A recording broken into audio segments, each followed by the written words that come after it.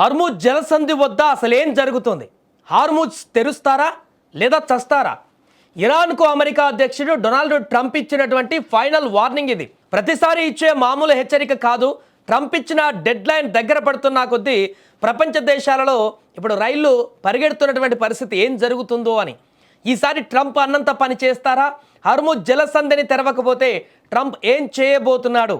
Iran చరిత్రలో కనివిని ఎరుగని విధ్వంసం చూడబోతుందా?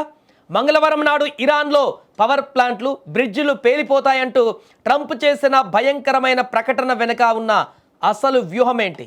ఇరాన్కు ఇదే ఫైనల్ వార్నింగా? పశ్చిమాసియాలో భారీ యుద్ధానికి కౌంట్ డౌన్ మొదలైపోయిందా? అమెరికా ఇరాన్ మధ్య నిన్న మొన్నటి వరకు ఆధిపత్యం కోసం జరిగిన పోరు కాస్త హర్ముజ్ జలసంధి వైపు తిరిగింది.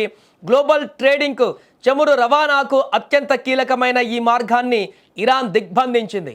10 రోజులు టైం ఇస్తున్నా, డీల్ చేసుకోండి లేదా హర్ముజ్ తెరవండి అని గతంలోనే ట్రంప్ హెచ్చరించారు.